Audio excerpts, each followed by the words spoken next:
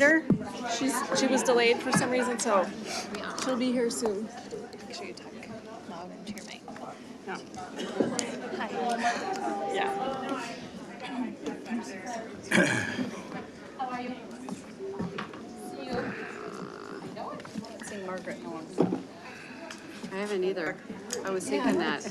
I said, good luck. You too. Just, wow. I'm going to be pretty We're having quiet. some interesting conversations with Gifted about underrepresentation and how do we, You're never quiet. yeah, underrepresentation, particularly black and brown You have students. lots to say. So, yeah, It is. it's a good, That's she's a good. great ally. Lights on. I'm meeting with go. them Okay. tomorrow. Very good. All right. Thank you, everyone, for being here today. We are live streaming now, and so I think it would be a good time for us to get started. We're gathered here to learn more about the Achievement and Integration Plan proposal that will cover us for the next 3 years. I think it will be implementation as of July 1st. And so now's the time for us to learn about what our opportunities are. And I guess what we'll do is we'll just turn it over to Eric Anderson so he can tell us more about it. Fantastic. Board Chair Stivlin, members of the board, thank you so much for the opportunity. And just a shout out to the community who gave up your Thursday afternoon to learn more as well. That means a great deal to us. So thank you for being here.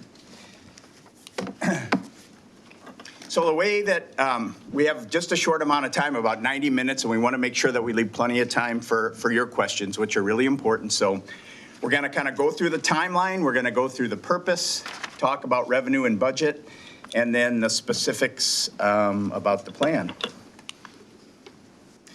So some additional kind of gratitude and recognition. The importance of our programming having authentic intersectionality between staff, parents, community, and supportive outside organizational institutions.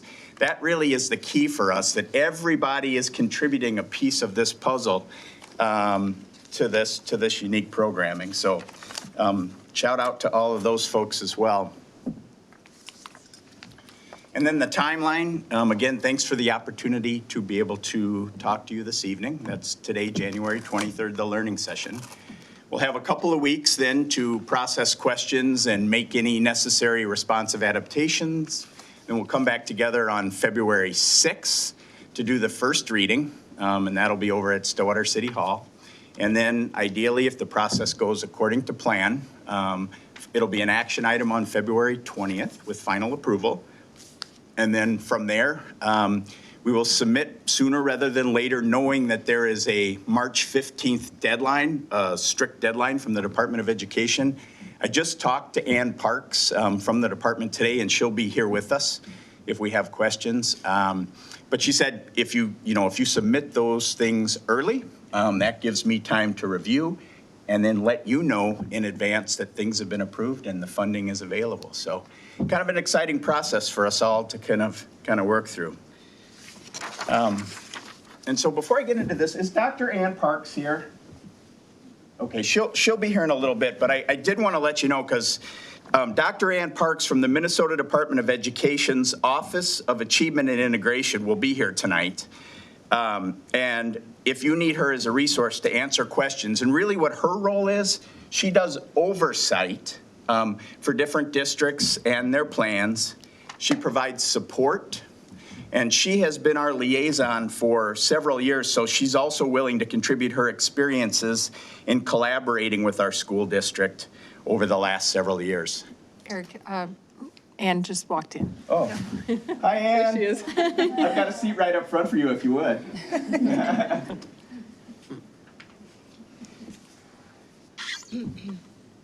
And I just acknowledged to the group that your role with the Department of Education, oversight, support, and so if the Board of Education has any questions, you're here to answer them.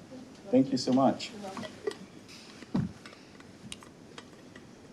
So, as you know, since 2016, the state of Minnesota and the Association of Metropolitan School Districts has worked collaboratively together to really endorse Reimagine Minnesota.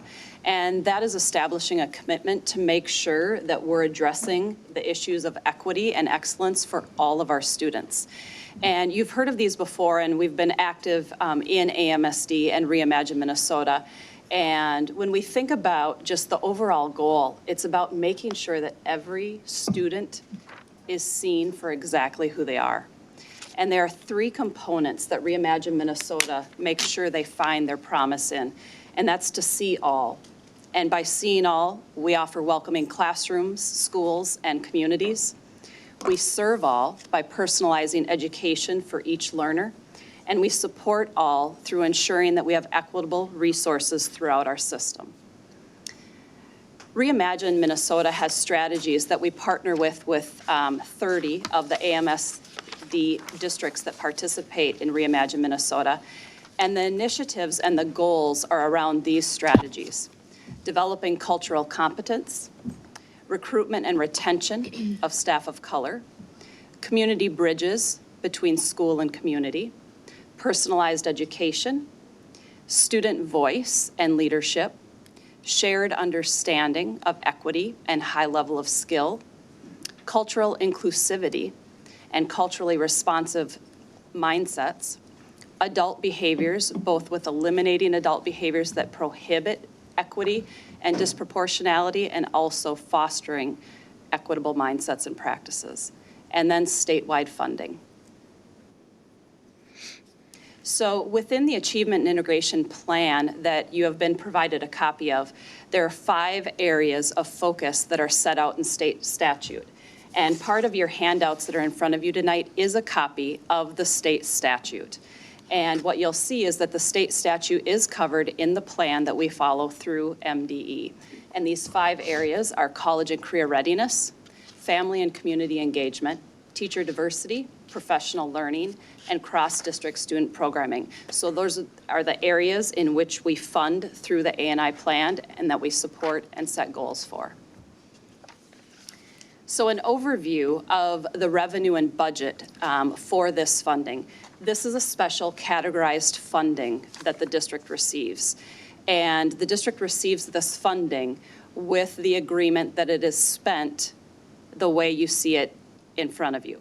So if you look at the first category of the revenue and budget, direct services to students is one category, and that must equal at least 80% of total revenue. So it sets the standard at making sure that 80% of the revenue that we receive is spent on direct service to students. What are examples of that? That can be staff, teachers who support initiatives, programs, students. It can be learning experiences and materials. It can be partnerships and also courses we support. So you see that the budget for that is $848,000. That amount does include incentive revenue. Incentive revenue is revenue that we get in addition for having cross-district student partnerships. So we get $92,562 because we engage in cross-district partnerships. Then the second area is professional development, and that may equal no more than 20% of the total revenue. And again, those areas that we can designate funds for are staff, professional development, recruitment of staff of color. And you can see that that's $135,000. And then the third category is administrative and indirect, and that may equal no more than 10% of total revenue. And so that can also be staff, memberships, and support in various areas. And just a quick note on that, when I've shared this with some of our AVID students, they say, hey, wait a minute, 80 plus 20 plus 10 adds up to 110.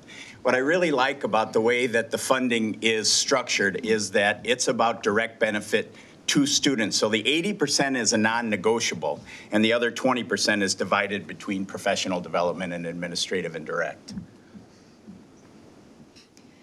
So now we're going to move into giving you examples of things that are in place in our current plan before we move into the proposed 2021-2024 plan.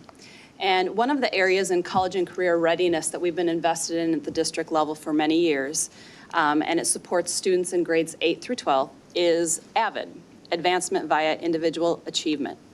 And something interesting, we've received questions about the demographics of AVID population students. And we'd like to just take you through the 8th grade cohort, and you can follow the others. If you see this table in front of you, You see it's the 2020 AVID Demographics of our population. And if you look at the 8th grade, their graduating class is 2024. We have 7 Asian students totaling 12.3% of the population. Our Hispanic Latinx, 1.8 for our Latino students. Black African American, 14 students, 24.6%. And white students in 8th grade are 35, totaling 61.4%. So you can follow that table, rest through the grades up through 12th grade to see the demographic breakdowns of our AVID program. The numbers, if you look at 12th grade, are those who are in the AVID elective course. And so the total number of students that we're serving in AVID elective courses this year is 205. So now I'm going to just share, we've talked a lot about AVID in the past, so I'm just going to give a couple of really brief highlights. The goal is to not only continue, but to continue to expand AVID programming. And I want to start by, there have been a lot of really good questions about if AVID's evidence-based learning strategies are good for AVID students, how do we work toward making them available for all of our students? And this is a really important question. When we've got something that works, how do we replicate it? Well, we have a fairly simple answer. Think of it as a mathematical equation. Number 1, middle school success, and number 2, AVID professional learning.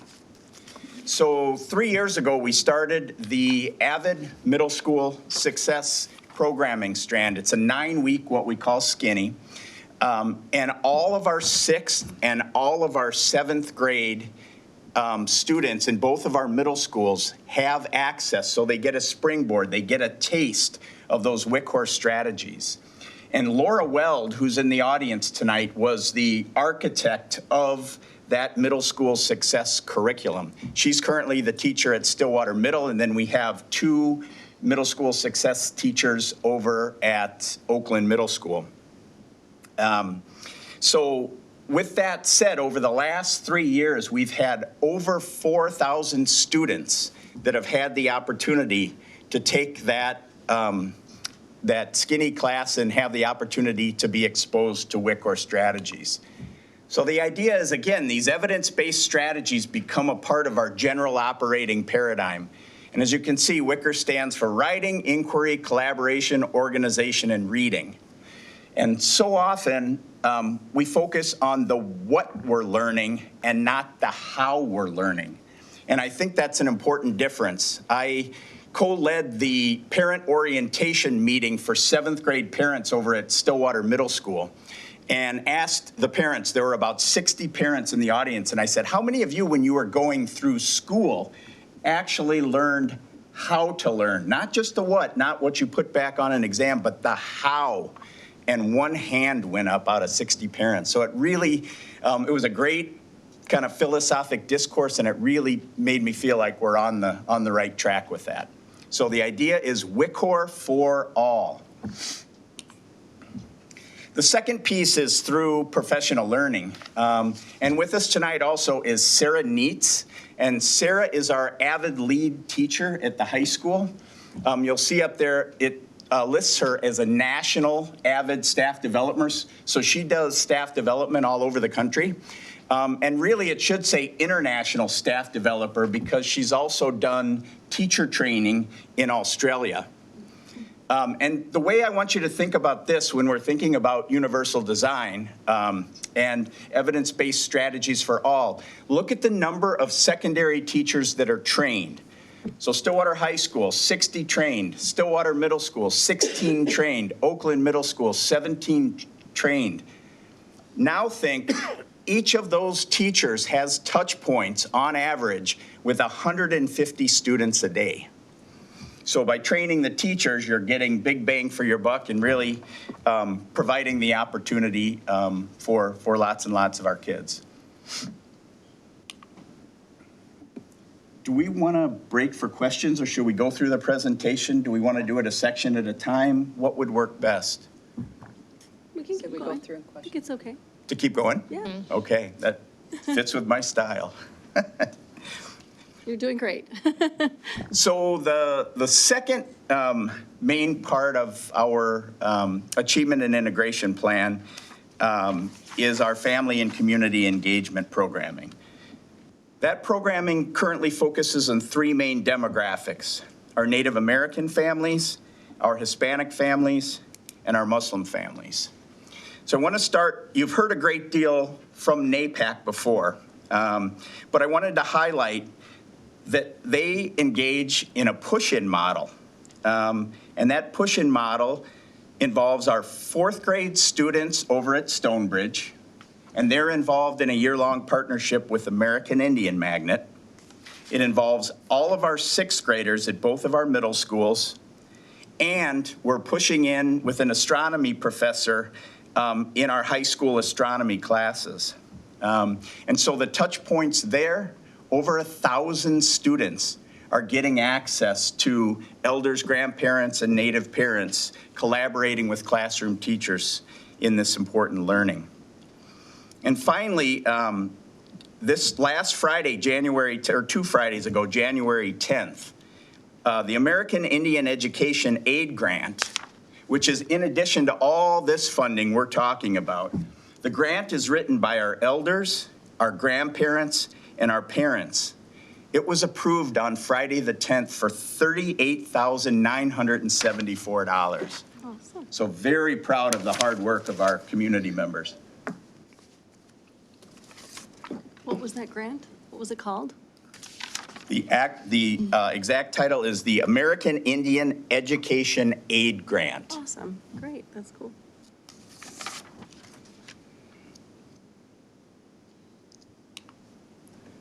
Our second group is our Caminos group, and the acronym Caminos translates pathways, with path meaning partnership and achievement and transition to higher learning. And we've been working with this stakeholder group in depth since 2014. And I guess what I'll share with you about this group, most recently, on December 3rd, we held one of our Caminos nights. It was attended by 47 parents and 17 students. And the topic, which was identified by the parents, so we're empowering the parents to tell us what it is that they would like to see, was around the importance of reading with your children at home. So wonderful, wonderful opportunity there. And then our final group is with our Muslim families and the Islamic Resource Group. And what I want to highlight here is this past Monday, we held a professional learning opportunity at the Eastern Twin Cities Islamic Center, and that's the mosque in Afton. The event was attended by over 75 people, including our staff and some of the Muslim students and families that we serve.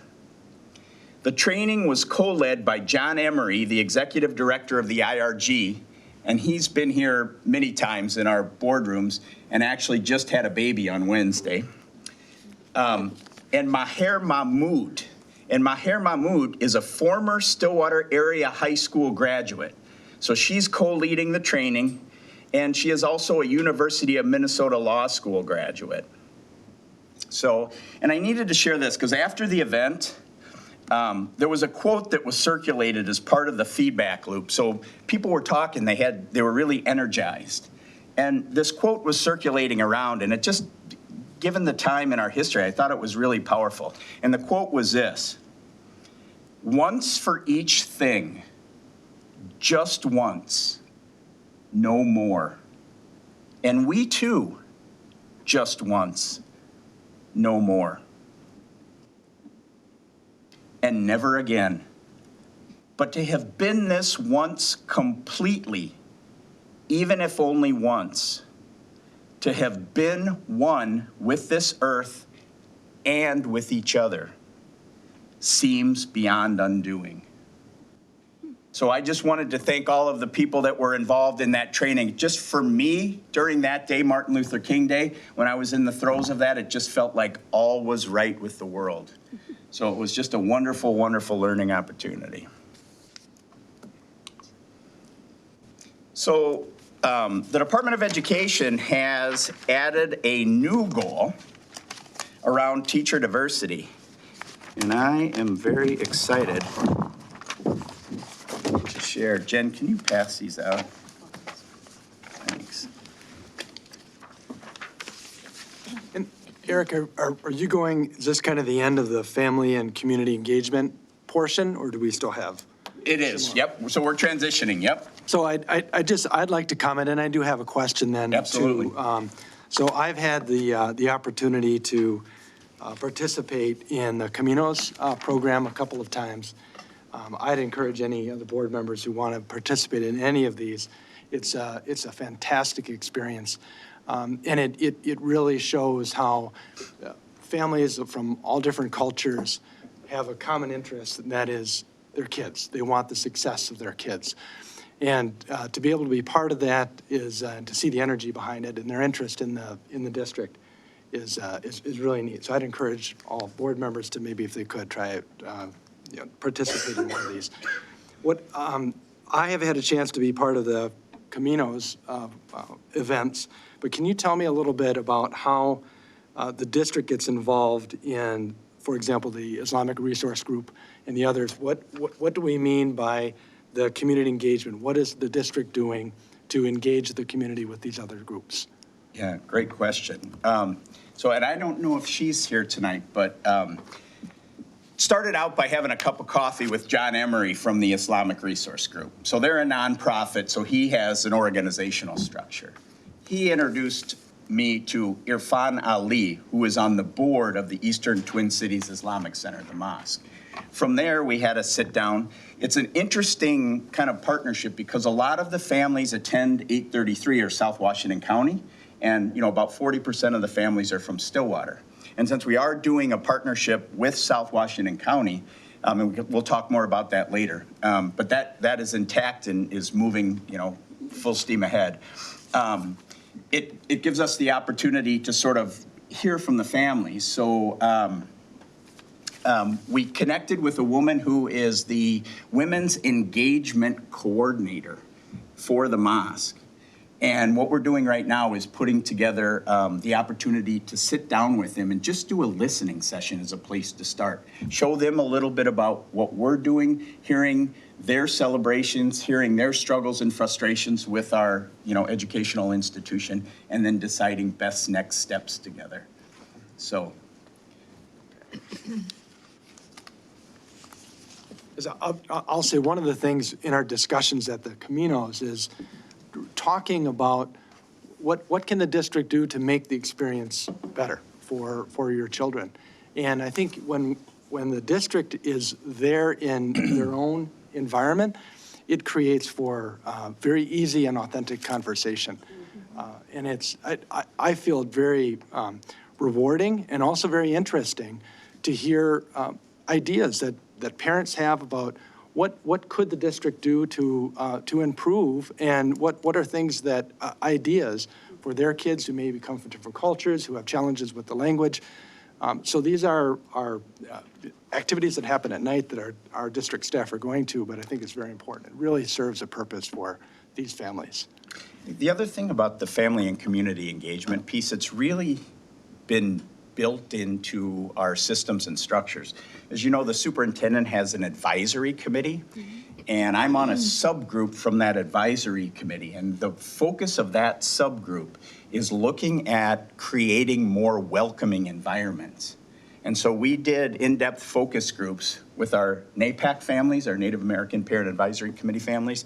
We did focus groups with our Caminos families, gathered that information. And then we also had students talking to students in the high school, conducting empathy interviews and gathering that data. It's much different for an adult to go into the high school and say, hey, speak your truth. And, these are the questions and this is the information and we really care, right? There's a bit of a generational divide there. But when you have students talking to students, you get some really authentic information that is very helpful in moving forward and doing a better job, because there's always room for growth. Can I just piggyback on that, Director Burns? I have a lot of thoughts and questions too, but to your point, I participated in, I think it was the Story Arc with the Caminos, and I just wanted to thank the families of, in this group. I couldn't get over how engaged the families were, and they were honest. They, you know, you say speak your truth, but they were so engaged, and they had questions and they had things to say. And I would really encourage all of us to try to take advantage of that wherever possible, because it was really rewarding for me on a personal level, and I learned quite a bit too. So kudos to those families. Thank you. Other questions? Are we doing questions now, or are we waiting until the end? That's board preference. Do you have a question for something that was just All said? kinds of things. but- Okay, we'll wait, then we can wait till the end. Like to wait till the end? Yeah, Okay. yeah, we can keep going. So the next goal that you'll see in just a minute is around teacher diversity. And I want to bring us back a few months ago when we did a district recognition for a group of young student leaders who had given up their month of July to volunteer in our elementary school classrooms. And that was a wonderful, heartfelt event. There were parents here, and I got back to my office on Friday morning and the phone rang. And it was Sue Dion, who many of you know from Century College. And Sue Dion, her title is actually the Director of Academic Partnerships. And she's doing some really important work with the pathways over at the high school. And she said, we have this education pathway at Century. I would like for our secondary students, these young adults, to have the opportunity to work in your classrooms, your elementary classrooms during July. And I said, well, that's interesting, because I would really like to have the opportunity for our student leaders to have young adult mentors working with them and introducing them to the education profession. And so, as you can see from the handout, what kind of morphed, we're still in the very early stages. I've had 2 meetings with Sue Dion and a woman named Christine Davis, who is the Education Faculty Program Director over at Century College. And the idea behind the programming at this point is pretty simple in year 1, and here's how it's going to work. We offer up slots to collaborate with our licensed classroom teachers, 2 young adult mentors from the Education AS programming at Century College. Our student leaders continue in their role as student leaders, but now they have a young adult mentor. We build in July an orientation and relationship building day on the Century campus in the summer. And then finally, interested student leaders can concurrently enroll in the Intro to Education class at Century College. So again, this is all a rough. I can't give a lot of detail and specificity. What I can say is, for those of you that have had the opportunity to collaborate with Sue Dion, she's zealously enthusiastic about this work and serving kids, and I'm really excited to see where that's going to take us.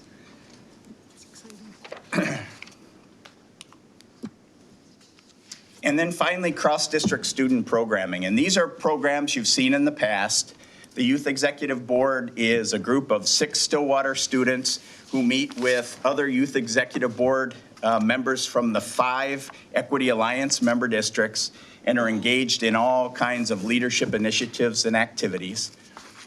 Carlson School of Management, that's an opportunity for our 7th grade students going into 8th grade AVID. And they spend 2 weeks on a college campus engaged in STEM-based learning and kind of familiarizing themselves with, life at college. The nice part about that is when they enter AVID as 8th graders, they already have somewhat of an intact relationship.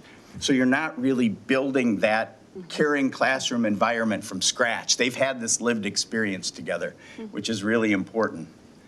This will be the 3rd year of our 4th grade partnership between Stonebridge Elementary School and American Indian Magnet. And that's in collaboration with Bellwyn Outdoor Science Center. So the idea is authentic native teachings and environmental science and the intersectionality between those things. And then finally, and you've heard a great deal about this in the past, but it continues to grow and develop, and that's our podcasting camp. This relationship with Story Arc has been absolutely exemplary. I'm so grateful to Stephanie Atkins and all of the staff at Story Arc. It started out just Stillwater, then South Washington County said, hey, we'd like to be a part of this. At that time, they were racially isolated, and so the two districts partnered. Then South Washington County was deemed no longer racially isolated because of a shift of about 20 students. It's kind of funny how the rule works. So we needed to find another racially identifiable school district to collaborate with. Rosemont, Apple Valley, Eagan is enthusiastically on board, so we now meet the criteria. And in addition, Hastings said, hey, what about us? So this summer, our 3-week summer podcasting camp is going to involve Stillwater, South Washington County, Rosemont, Apple Valley, Eagan, and Hastings.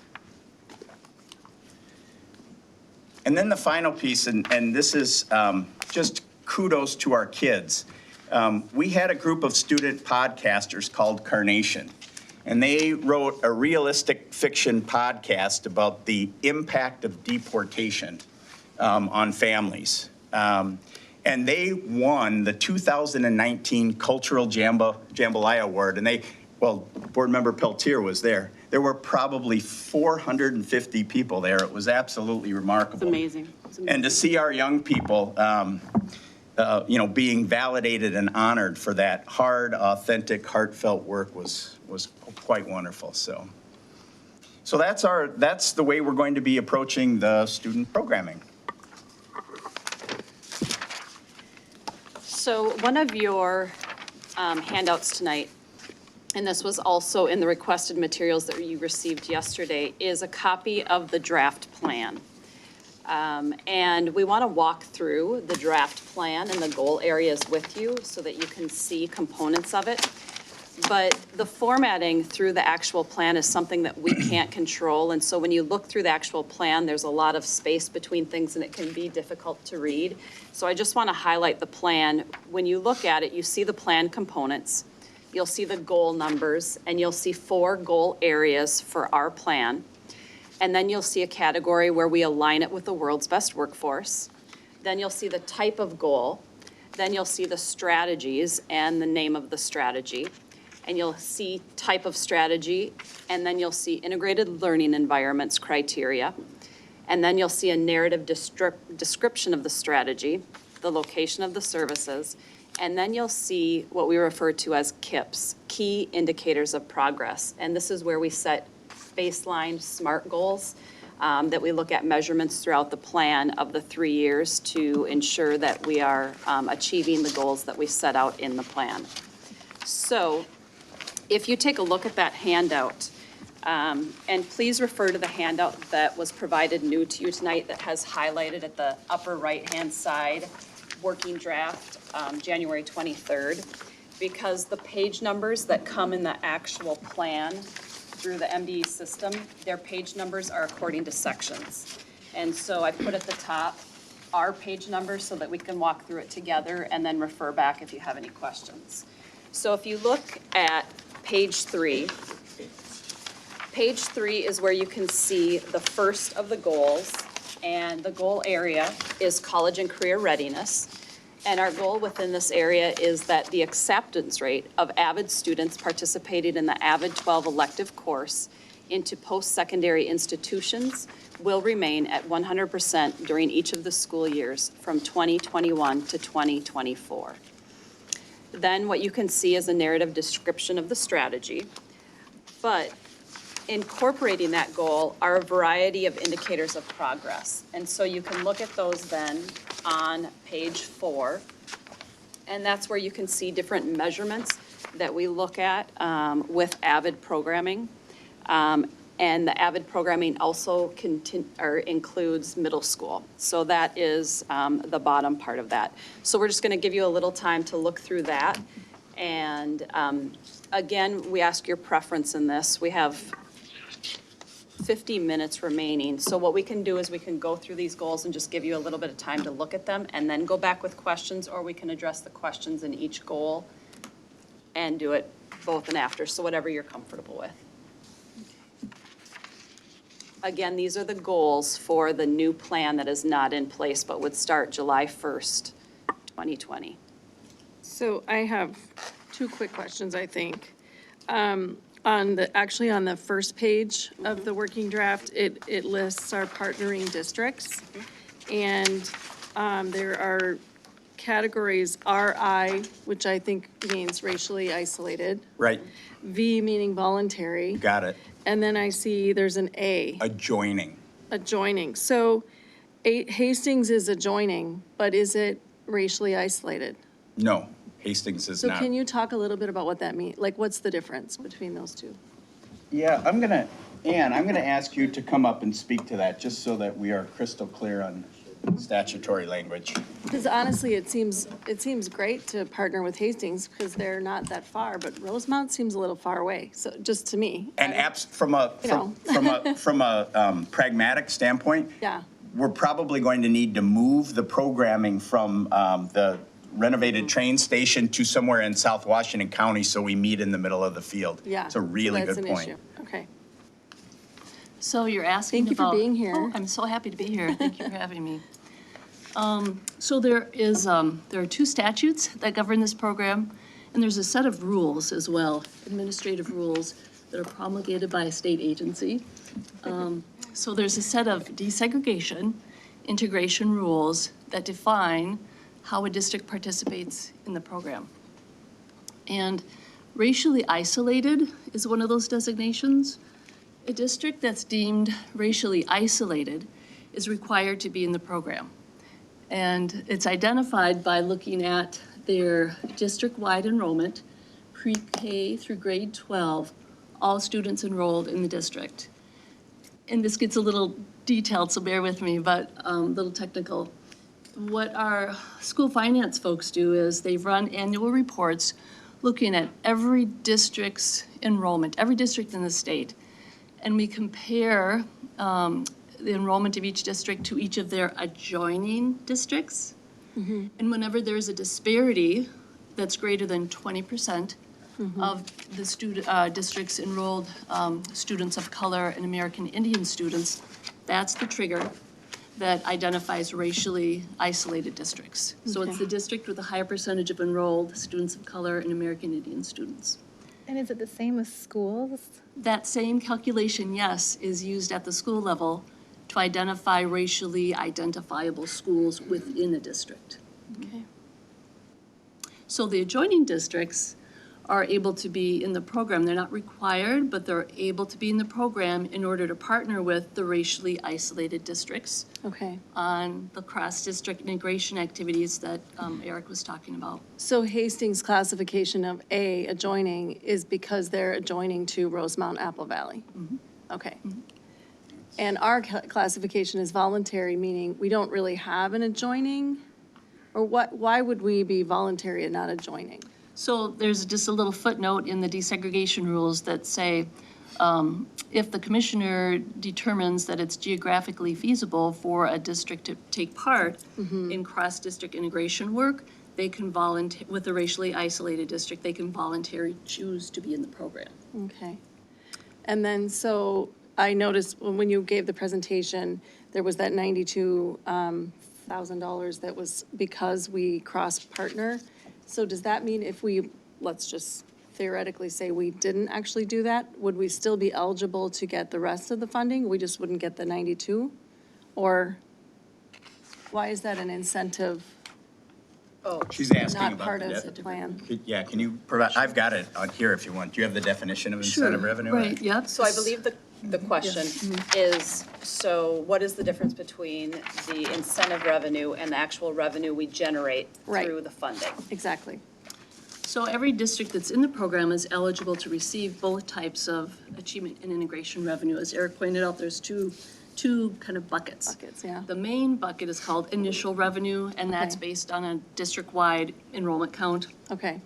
and percentage of enrolled students of color.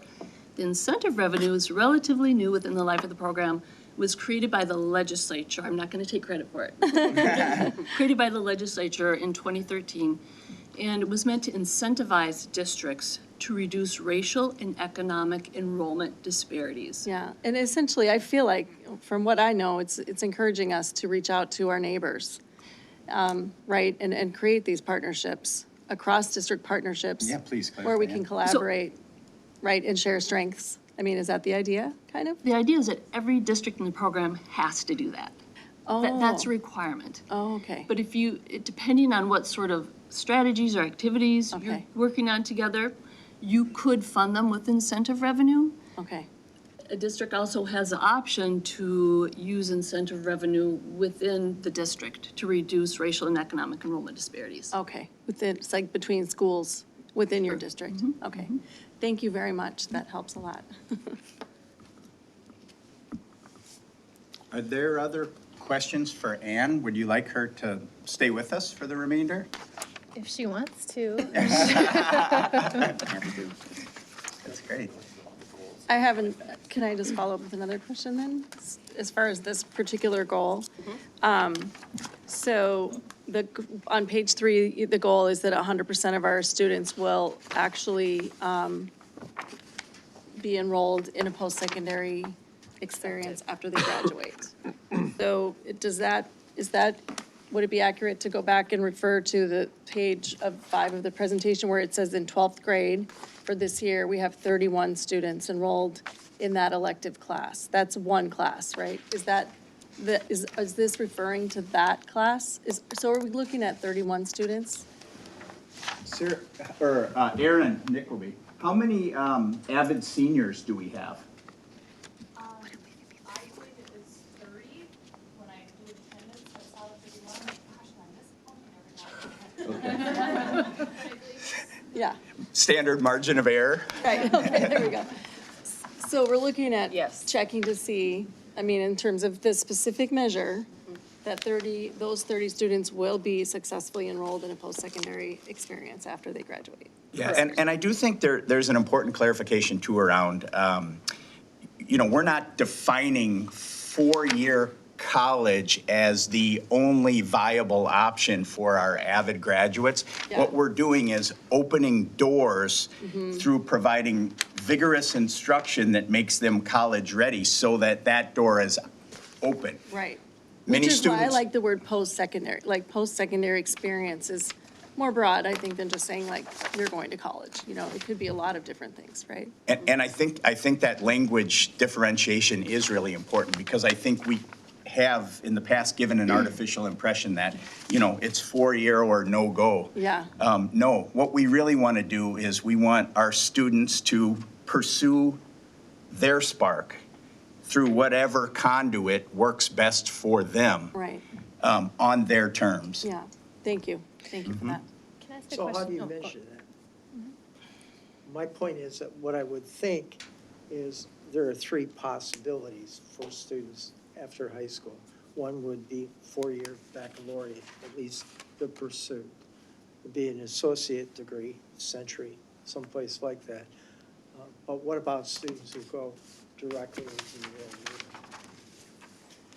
real? Are you asking you would like some quantitative data on past graduating classes? Because we do have that. Yeah, well, and that would be very useful, but I'm saying Mike, in terms of. Could you talk more into the mic? In terms of meeting your goal, which I think was 100%. But because to me, that was my question. The goal just reads that they're accepted, not that they necessarily go. And my question was, are we going to continue tracking beyond that? Because to me, the greater measure is whether they follow through and are successful in their pursuits. I agree with Right. you 100%. I'm not an expert in data collection beyond our educational entity. We have SLEDS data that the state is now collecting that we're hoping we'll be able to get some of that information. However, that is voluntary information, and there's no way for us to pull the reports to actually get the numbers. So it will be through some relationships and hopefully through some SLEDS data, but that's the best we can do extending at this time. There's a Can question I, back there. the audience can't hear you, everyone around the table, so can everybody pull their There's a mics question back here.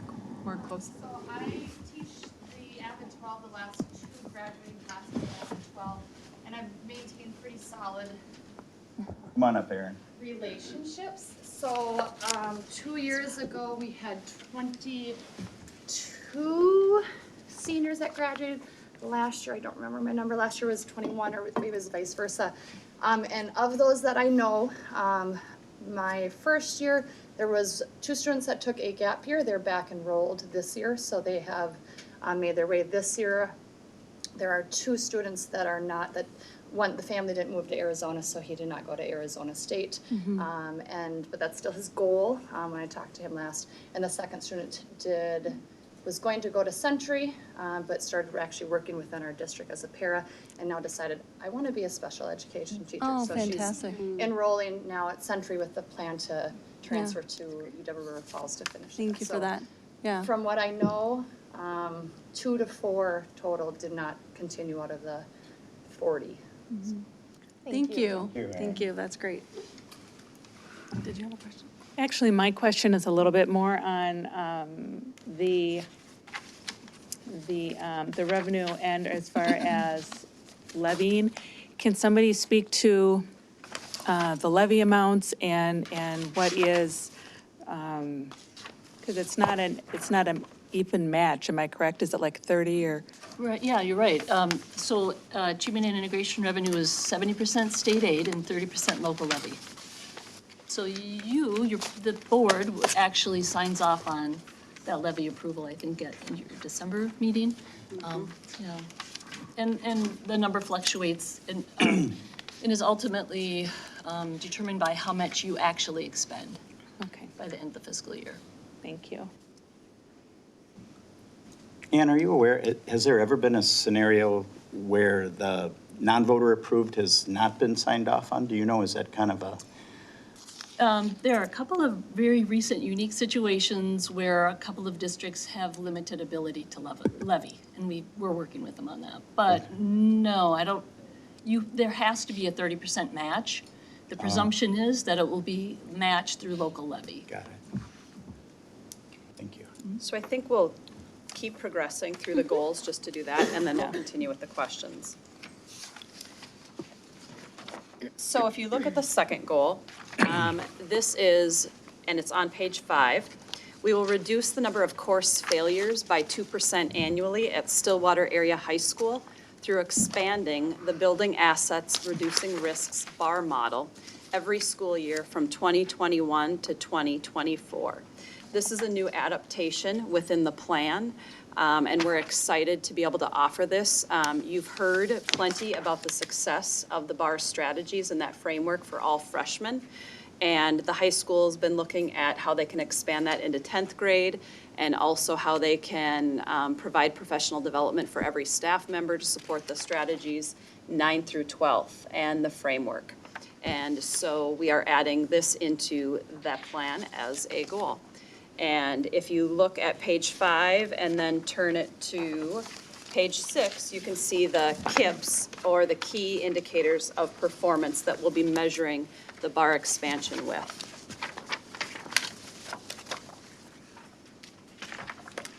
As we move on to goal 3, this is on page 6 of the handout. Okay. This is on page 6 of the handout. You can see it's cross-district student programming, and the goal is, as measured by the logic model, 80% of participating students will indicate that they strongly agree that the experiences with interactive cross-district programming increase their awareness and knowledge of cultures. And then you can follow that for the KIPS and the key indicators of progress through that. Something that you'll note in the KIPS we've had a variety of data that we're collecting. So we're looking at perception data, we're looking at participation data, and we're looking at achievement data. And so all those are incorporated as best as they can be into the applied goals and strategies. So then when you look at the goal under cross-district student programming, there are strategy areas. And so Eric had referenced this in the presentation. So strategy 1 is continuing the story arc, my story, your story, our story. The second strategy is AVID summer art courses. And the reason why we've been supporting that is AVID elective course is something that our AVID students want to take, but as you know, the schedule can be very tight for students, and so that can limit their ability to take other elective courses that they want to enroll in. And so we've worked through that partnership so that they can take Phy-Ed and Health in the summer so that they can open up and take the AVID elective during the school year as they so wish. Same with art. So that's strategy 2 and 3. And then this continues on the next page, but you can see it on page 10 of the handout. It's still cross-district student programming. And strategy 4 is the middle school summer innovation and exploration that Eric was talking about.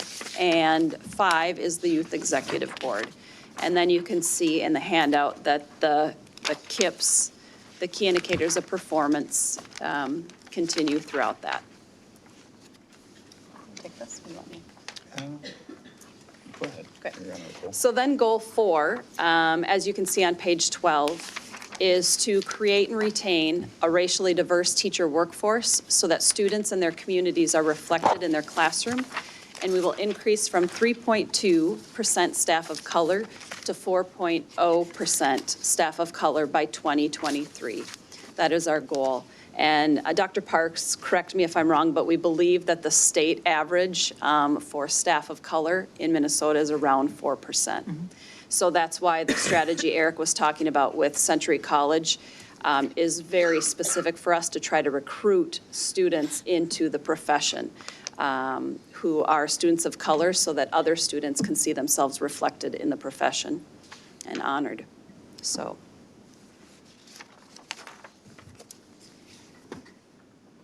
we'll let you continue to peruse that, but just to put this back into perspective with the timeline, before we entertain more questions, is, again, we're here tonight with the learning session, and on February 6th, you'll see the first reading of the plan, and as Eric shared, that will include any adaptations and changes.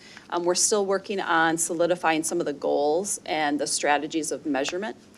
And then on the 20th of February, you'll receive the final approval of the plan that we'll ask for, and then submit as soon as possible the plan to MDE prior to March 15th, so that we can ensure that by March 15th, we have the approval and we're ready to move forward. Because as you can see, that this is all part of our larger systemic structure within the district of how we support student programmings, even through a multi-tiered systems of support lens, what we provide for all students and what we provide for some and what we provide for few. And so it's very much integrated into our larger systemic support and also budget planning. And it incorporates the district's comprehensive social emotional learning framework as well. So this idea that, we've adopted, build authentic relationships and the learning will come. It's a big part of the work we do. So then the rest of this time is for you to ask questions of us. We have Dr. Parks here. Thank you again. And share any thoughts you might have. Go ahead. Just a couple initial comments. The goal number 4, I feel like maybe that's just been, that's been tough here in Stillwater, and I commend you for making an effort. I can't put enough emphasis on this. I think our students deserve to, see role models and learn from staff that looks like them. So I really hope we can attain this, and I guess I was wondering, so you said statewide it's around 4%, what about the metro? Do you have any kind of? I don't think there's a. I think it's pretty similar. I think it's similar, but Okay. I don't know for certain. Okay. It Right. definitely is an area statewide that is of great concern and prioritization. Okay. Thank you. Would it be, for the KIPS, would it be possible to kind of see, and some of them, I think we're looking forward, we're just developing them, so maybe don't have data from the past, but would it be possible for us to see kind of where we have come in terms of enrollment in the AVID program, for example, and some of the things if we could see some of that. Historical. Yeah. I was wondering even from our plan that we're just finishing up, if we can get numbers of how we did, and maybe we will, and that's part of what will be brought to us, but it'd be good to know. Okay, sorry, the mic is right by me. Yeah. My question was just if we can get, from our last plan, we're just finishing up, some of those, how did we do, would be great. Yep, we can provide that with you. Is there something specific that you're thinking, or is it just kind of going through, are you thinking the AVID piece? Are you thinking some of the participation data? Some of the perception survey data that we're adding will be new, and so we'll be establishing some baseline. And so that's where you see some of the increase by 2%, because we don't have a baseline number to add, but we're happy to share what we have. Yeah. I recognize that. And so it feels a little more systemic as far as AVID goes. Could I ask Gina and Sarah, could you come up and just talk a little bit about the CCI and just talk to them about the tool that we use to be certified by AVID? I think that'll give you kind of a broader base. Thank you. Goodness. Do you want to reintroduce Gina and Sarah with their positions, Eric? Yeah. And I'm going to let you share your own Okay, title. sure. Yeah. Hello, good afternoon. I'm Gina Gamness. I'm the Associate Director for the Midwest for AVID. And I'm Sarah Neat, excuse me. I support and work with Eric as a co-district director and supporting the high school for coordinator and teaching 2 sections of 11th grade as well. Thank you for being here. Yeah. Thank you. We could at least give you a chair. Awesome. Okay, so I'll give a national perspective, and then you can maybe fill in specific to Stillwater. And I feel very honored to have been able to support Stillwater Schools as the AVID representative since I started full-time with AVID 6 years ago, so since kind of the infancy of AVID here. And prior to that, I worked in South Washington County as an AVID teacher and an AVID district director. So the CCI is actually only 2 years old. It's our certification and coaching instrument for AVID. And prior to that, our certification document focused really solely on the AVID elective. And what we found over the course of 40 years of having AVID in this country was that the AVID elective, what rooted from that was great school-wide practice and frameworks for instructional excellence. And what schools have been telling the organization for a long time is, we're seeing all these great results in our AVID elective classes. Why aren't we doing this for all kids? And what are the frameworks to make that happen? So the CCI was developed out of that to kind of raise the bar to say, okay, so to meet our certification, what are you doing and what results are you showing for your AVID elective students? And then to move forward and progress on our certification, how are you expanding those opportunities for all of your students and really maximizing the impact of having this system in your schools? So you've set up a lot of resources and time and people, energy into AVID to make sure that AVID elective students are successful. Let's make sure that all of our students have that opportunity to.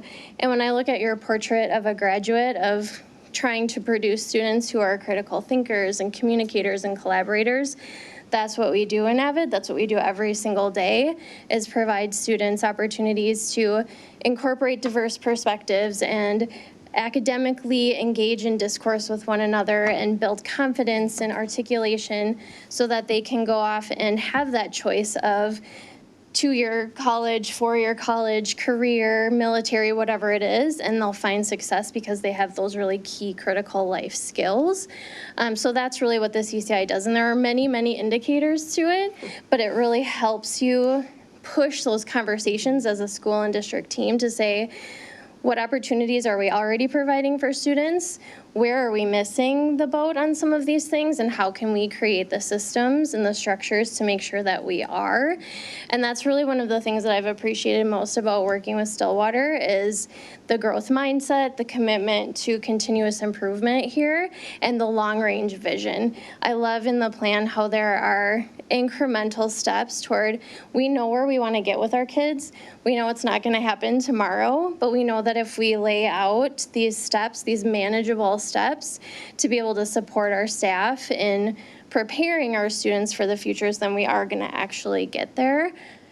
Yeah. question I have is this, and it goes back to the earlier question. I think as I look at the goal, it says Speak into your mic. I can't help you, I'm not in control. They have to just. What I'm curious about is this, the acceptance rate of AVID students.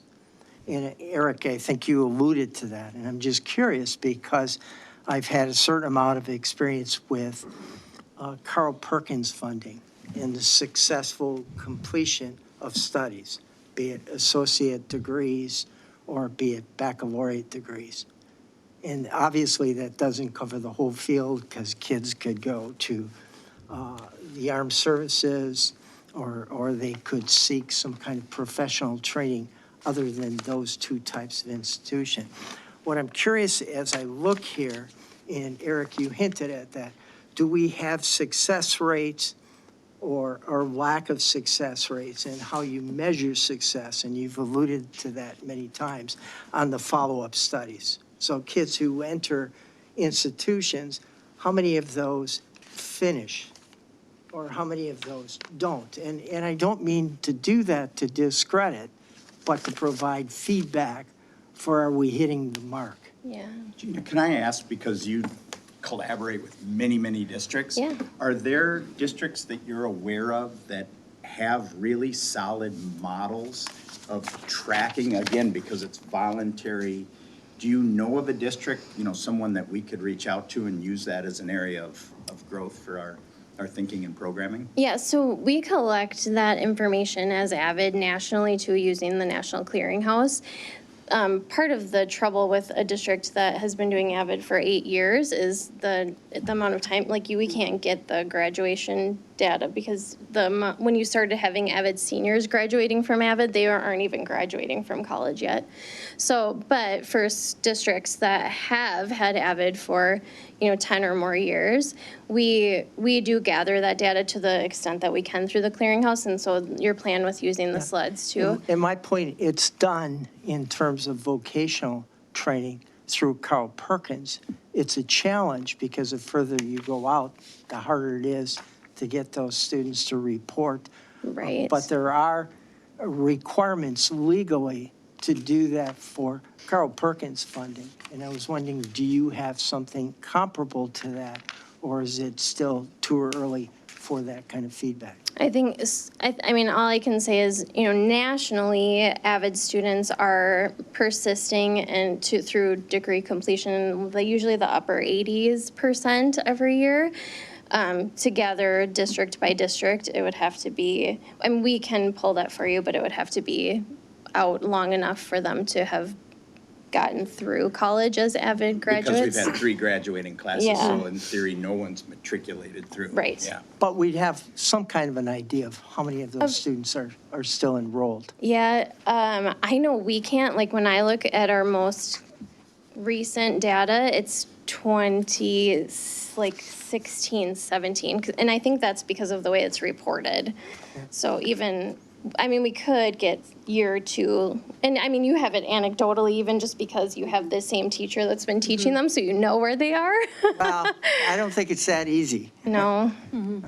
Like one of the things you alluded to is you said, we've been around for 40 years. You must have some data. Yeah, nationally we do. So, and every year it's a different number, and it's almost always hovering between 88 and 90% of students, of AVID students nationally who report AVID senior data to us, and then what we gather from the clearinghouse that are persisting through to their second and third year of post-secondary. I think also, as Board Chair Stivland alluded to, that this is also post-secondary. So it may be a choice for students to go into some career path also, and how can we measure that and not just assume a 4-year college graduation rate? So there's other Right. pieces that we can consider to collect that demonstrate success and happiness and well-being for choices that students make. I think, to me, yeah, I think for me, so much of the work that you have done over the past few years, beyond just AVID, but everything else that was in your presentation, the growth of and involvement of the NAPAC group in our community is just amazing. It's it's really cool that our kids get to have that experience in the Caminos, and it really is very, very cool. And that's like, there's a value in that we really, I mean, how do you measure that, you know? You really can't measure that. So a lot of, I think, one of the big problems with this entire achievement and integration concept, for me, is how do we define success? How do we measure that? And by trying to define it and measure it, are we actually limiting ourselves in our way of thinking about what makes the world a better place? You know, what makes our community a better place? The stuff that I get real excited about is the storytelling, because I feel like we can all understand it's something ancient in us that connects us together is our story, right? Well, And and so this is- that, I want to see that continue to grow. But at the same time, we do have to say, well, we're spending dollars on a program. We need to have some kind of outcome that we can say, this is why this is important, you know?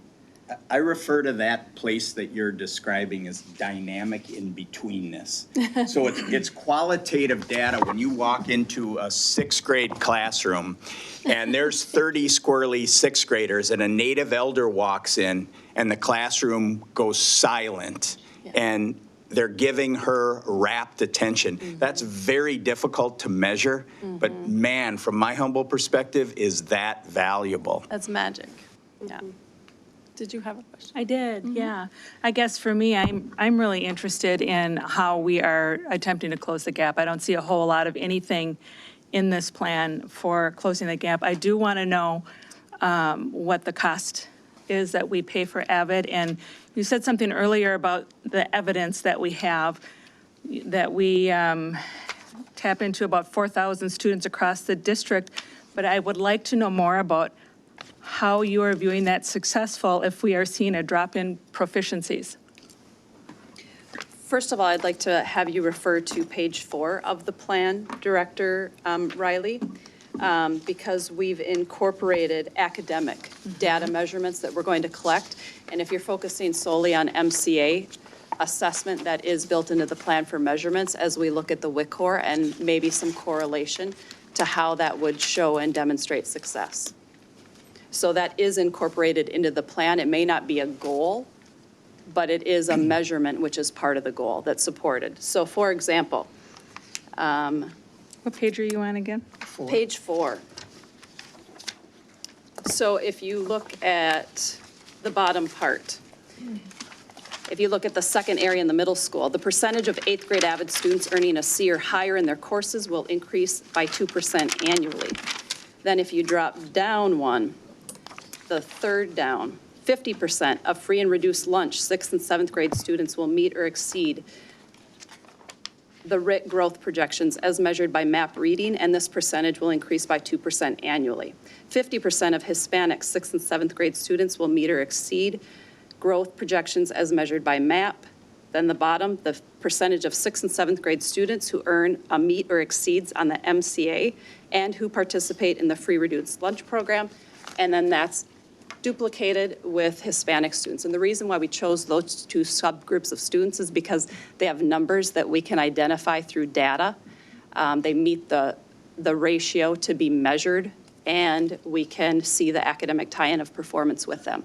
Yeah. There are two highest area of subgroups, gaps, as we've said before, in the district that we're focusing on. Right, I think I was looking for more proficiencies rather than the growth data and higher than a C. Can I just follow up on that really quick, too? I think, I mean, these are wonderful goals, excellent goals. I would love to see us succeed at all of these. I think maybe what the question is, you know, what were our goals in the past couple of years, you know, and have we achieved them? And, you know, I guess the second question after that is, if yes, then awesome. If no, then what do we need to change, or what do we need to adapt? Do the goals need to be different? Do we need to define the goals, the outcomes that we want to see from the whole program? Do we need to define that differently, you know? So those are big questions, I think.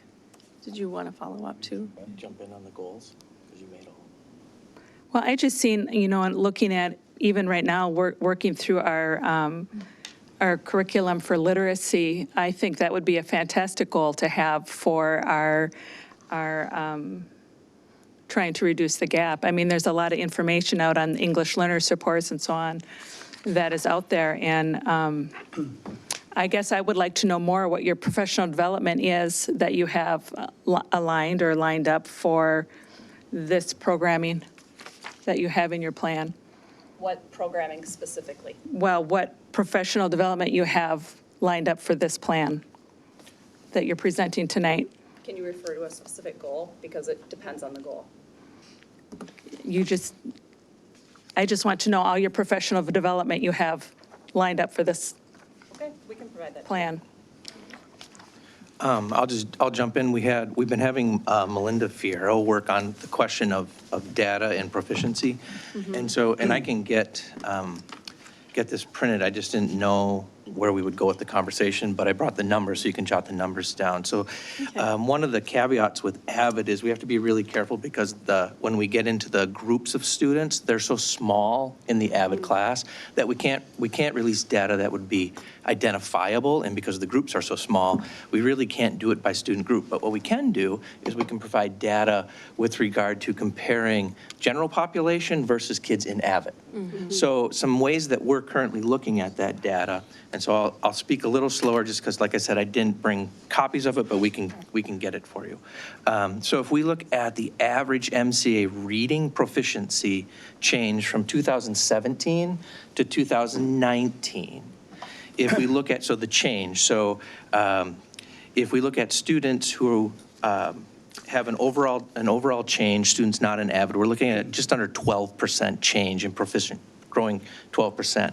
If you look at the AVID students' change, we're looking at 35.57% change. So there's a significant difference for students that are in AVID. Another way we're looking at it is This was for, I'm sorry, MCA. 17 to 19, MCA reading. MCA reading Yep. for all grades? For, For 8 through, I guess it would be 8 through 12 or something? yeah, district-wide. Yeah. District-wide. So the percent change of students not in AVID versus students who are And in AVID AVID. starts in 8th grade, right? Yep. So. it Yeah. would be- Okay. So then if we took MCA reading, again, one of the ways that we asked Melinda to look at it is the reading proficiency of AVID students in 8th grade. So the same kids, when they were in 8th grade versus when they are in 10th grade, because they take the MCA test.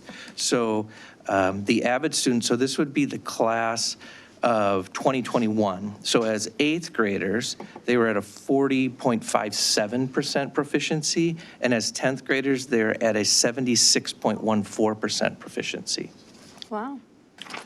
And then lastly, what I would share is the 10th grade class. So if we just look at the 10th grade class, 10th grade class of 2021, the MCA reading proficiency of the class is at 73.8%.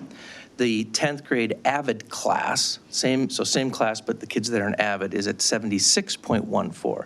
So what we are seeing, I think, to answer the question that we've been trying to get at is what is, from a standards assessment lens, is what's the return on investment for AVID? Exactly. And so to the smallest denominator that we can break it down to, at least in reading, I would say we're seeing success with our AVID kids in a greater amount than we are in students who aren't in AVID. Now, we have a lot of stuff going on as well, but AVID, we would argue, is one of the contributors.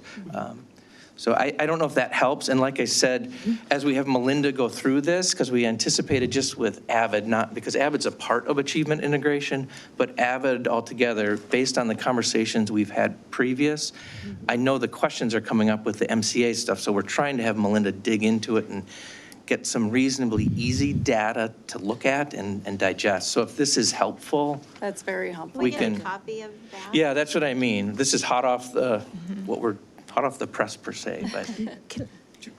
Go ahead. Can I just I want to ask? make sure that we address Board Member Riley's question about professional learning. I want So- to, I want to follow up on Okay. that. So Director Riley, if you look at the professional development area in the budget, it may equal no more than 20% of total revenue. So we've 130. allotted $135,000. So part of that will be helping support BAR, professional Okay. development for all teachers at the high school. And we'll go through and break it down further for you. Thank you. But BAR would be a key component of that. And also, every summer, we train teachers in AVID. And so that continues the strategies. Eric had showed that slide of how many high school, how many middle school, and how many, building teachers are trained in that. So that's also part of the structure for professional development. Okay, thank you. And then, Board Member Riley, to your question about, it's important to know kind of what's come prior, right? So for the last 3 years, we've been immersed in a process called Growing in Intercultural Effectiveness. And I'm going to ask Dr. Ann Parks to come up and speak a little bit about that, because that's been recognized as an evidence-based strategy, and we've been sharing it with other districts across the state of Minnesota. So, Dr. Parks, if you wouldn't mind just. Are you, before Dr. Park starts, are you familiar with the Growing in Intercultural Awareness? It's kind of known as Professional Terry and development. Bonnie's work. Oh, I thought so. Okay. Then yes. I did ask for some of that information. I never did get that information prior. I got Cherokee Holly's information, not Terry and Bonnie's info, excuse me. I do know a little bit more. I've been looking into Zaretta Hammond's work, so that I am familiar with. Just a quick overview of Sure. how that's worked in Worthington. So I got a call from Eric about 3 years ago offering to come into the department and tell me about this great new professional development model research project that was going on in Stillwater. I think I had put out an all call to folks who wanted to share a successful strategy so that we could lift it up and hold it out to others in the program around the state. Eric was the first one to respond, and I went into the meeting thinking, okay, what do we have going here? And wound up spending more than, I think, 2 hours learning from Terry and Bonnie and Eric about what I've come to appreciate as one of the state's leading models for, not for doing intercultural relationship building, for improving school climate and student engagement, sense of belonging, just all the indicators that we use to look at positive engagement, student engagement. And it's research-based. Terry and Bonnie are fabulous researchers. They ground their work in a lot of prior research and practices. We asked Eric, Terry, and Bonnie to come to one of our statewide professional learning experiences where we invite districts from across the state to learn from each other. That was one of the models that I wanted to make sure to share, and I continue to encourage other school districts to contact Eric, Terry, and Bonnie to learn about that model, and was very pleased to learn that you're growing that model within Stillwater. You could speak. Up to this point, we have been, and you saw the transition to the bar model. Terry and Bonnie are transitioning. They've been doing this work for a long time, and it's time to transition. We don't say retire because the word retire means to go away, and if you know those two, they're not going away, but they're going to be transitioning, and we're going to be shifting the resources toward the evidence-based bar model, so. Okay, cool. And with that, so a lot of our professional development funds in the current plan have been put towards the AVID professional development, but also the Growing in Intercultural Awareness. And after this school year, all Stillwater area high school staff will have experienced that professional development, as will have Anderson Elementary, Lake Elmo, Lily Lake, Rutherford, and Afton Lakeland Elementary, along with Early Childhood Family Center, all the staff. And as some of you may have remembered when you were on the board, we started with the board and district level administration and principals and instructional coaches. And so it's been a comprehensive plan for everybody that's supporting kids and families in the district to experience. Great. And I think Board Chair Stivlin, too, just to think about, that's an important conversation. If you would ever like to explore equity training for the board, we'd be happy to have that conversation. Yeah, we don't want to lose it completely. I keep looking at my, my phone in case people are wondering, because I'm trying to keep track of the clock, of the time. I can't exactly see, oh, there's one over there. 5:25. We are getting really close to the time that we need to be finished, and I'm thinking all of us here are going to shift over to another meeting that starts at 6, so I want to really be careful about our time. If we have any final questions, maybe let's try to wrap it up in about 5 minutes, if we could. Does anybody have anything further? I do have more, but I can send them in an email. Yeah, this certainly doesn't have to be the end of our conversation. Shouldn't I be, think, I yeah. see this as the beginning of a conversation and a process that will hopefully end in some decisions soon. Especially the data Because as Dr. McDowell said, we want to be very careful when we share that it's not personally identifiable with our Right. numbers and subgroups, Right. with AVID students in particular with data, but we would love the opportunity to share that with you. Right. Did you have And something, then, Jen? Can I just say, would it be helpful for the board too, to have the coaching tool that we referenced? So you can kind of have a framework to look at AVID through? I think anything you can give us would be great. Yes, that would be awesome. Okay, we'll get that to you. Go ahead, Director Pelletier. Thank you. You know, first of all, I just want to say that AVID, I've had, I'm so impressed with the program thus far. I've received comments from parents of our students who have said it quite honestly saved their kids. So it's incredibly valuable, and, you know, I've got a lot of pride for this district. You may see a lot of districts, but this is the best district in the state of Minnesota, period, without a doubt. But this is going to be a choppy question, but I met with some parents a few months ago, and they wanted to, and I don't know who may be able to answer this, but they really wanted to start, as I'm looking in here, and the family and community engagement, they really want to start a bit of an advocacy type of group. And, you know, for me, I'm of the mindset of, okay, people come to you with an idea and they want to do good things, let's make it work for them. So how, and is it part of this plan, or do other districts have such a thing? I believe they said Southwash does, but, you know, how do we embrace this and as we move forward? And I don't know if that question makes enough sense or not, but I hope it does. Can you give a little more context? Yeah, I think just to contact people. You know, what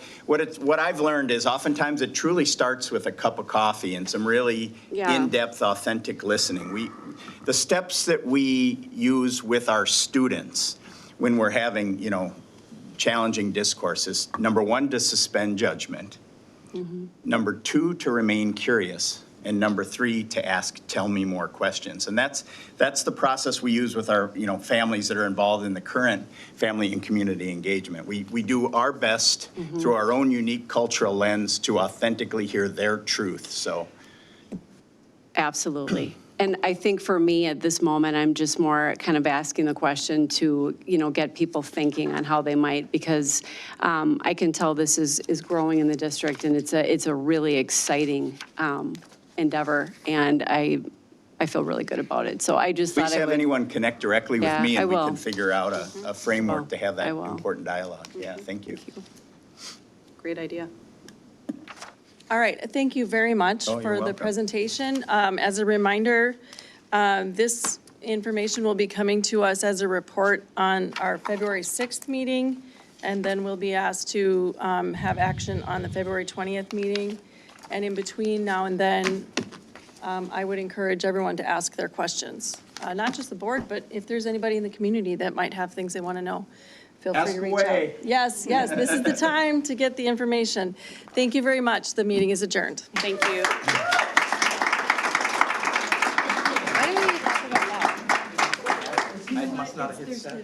Great job. Yeah, this is, Great job. we're really proud of the work. Yeah, So that's a great idea. I think one of the things that's an aha is we have how can we have I think collaborative. that is an exciting area of growth. So, Yes. yeah, Yeah. for sure. Good idea. Oh, hello. We just wanted to. Are the mics on?